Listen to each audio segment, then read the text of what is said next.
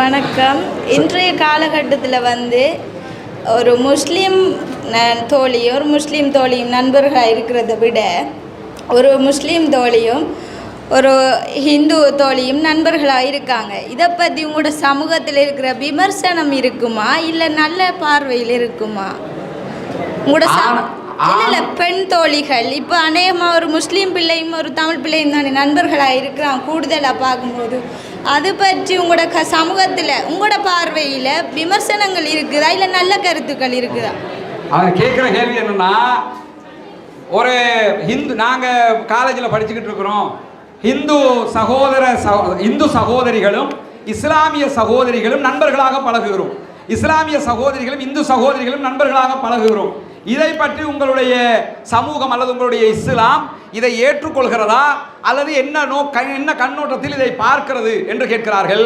ரொம்ப அருமையாக பார்க்கிறோம், ரொம்ப மகிழ்ச்சியாக பார்க்கிறோம், ரொம்ப சந்தோஷமாக இருக்கிறது. இதைத்தான் நாங்கள் எதிர்பார்க்கிறோம்.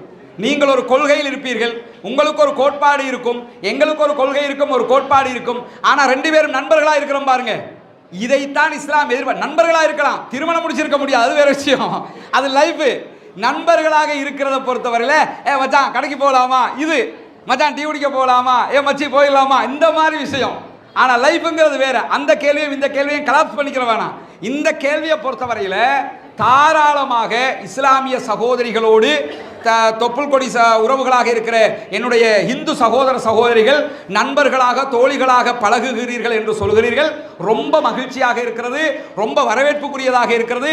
அதே போன்று இஸ்லாமிய சகோதரர்களும் இஸ்லாமிய மாணவர்களும் இந்து மாணவர்களும் நண்பர்களாக பழகுகிறார்கள் என்று சொன்னால் அதுவும் மிகவும் வரவேற்புக்குரியது, மகிழ்ச்சிக்குரியது. அப்படித்தான் கடந்த காலங்களில் நாம் இருந்தும் இருக்கிறோம். கடந்த காலங்களில் நம்ம நாட்டில் இந்த பௌத்தம், இஸ்லாம், கிறிஸ்டியானிட்டி என்று மத ரீதியாக நம்ம மதமாக இருந்தாலும் சண்டைகளை நம்ம பிடிக்கலை. இலங்கையின் நமக்கு தெரியும், இலங்கையினுடைய சிலோன் ரொபின்ஹுட் வரலாறு நீங்கள் படிச்சிருப்பீங்க. சிலோன் ரொபின்ஹுட்னு நீங்கள் கூகுள் பண்ணி பார்த்தீங்கன்னா சிலோன் ரொபின்ஹுடாக இருந்தவங்க யாருன்னு சொன்னால் மம்மலே மரிக்காரும் சூரசரதியம். நீங்கள் கொலம்புல இருந்து கண்டிக்கு போனீங்கன்னா மாவனல்ல டவுனுக்கு முன்னாடி ஒரு சின்ன வில்லேஜ் இருக்கும், சூரசரதியல் கம்மான என்று சொல்லி ஒரு வில்லேஜ் இருக்கும். உள்ள போய் பார்த்தா ஒரு வில்லேஜே கட்டி வச்சிருக்கிறாங்க, சூரசரதியல் கம்மான சொல்லி. காத்தாங்குடி மியூசியத்தில் அதில் வரலாறு நீங்கள் போய் பார்க்க முடியும். இந்த சூரசரதியல் கம்மான எதுக்கு பேர் வந்துச்சுன்னு சொன்னால், அங்கே உத்துவான் கந்த என்ற ஒரு மலை இருக்கு. உஸ்மான் என்ற ஒரு அந்த காலத்தில் இருந்த ஒரு முஸ்லீம், அந்த மலை அவர் காணியாக இருந்தது, இடமாக இருந்தது. அதை ஒட்டிய ஒரு வரலாறு.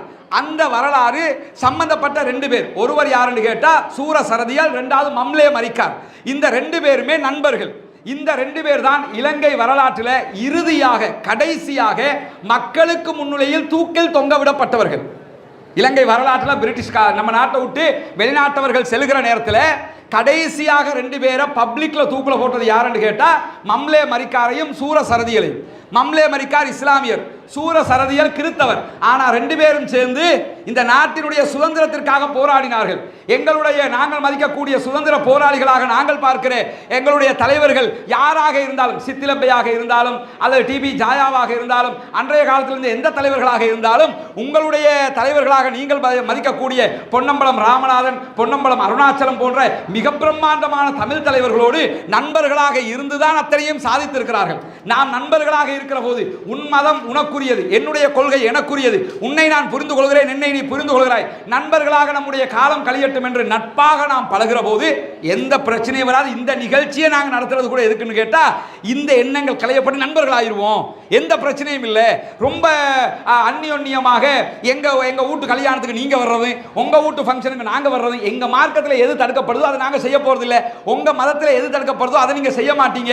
அது இல்லாத உங்கள் மதம் ஏற்றுக்கொண்ட எங்களுடைய காரியங்கள், எங்கள் மார்க்கம் அனுமதிக்கிற உங்கள் வீட்டு காரியங்கள்ல நாங்களும் பங்கெடுக்கலாமா இல்லையா? மகிழ்ச்சியா இருக்குமா இல்லையா? எனவே அது வரவேற்புக்குரியது சகோதரி, எவ்விதத்திலும் அது குறைப்படுத்தத்தக்கது அல்ல.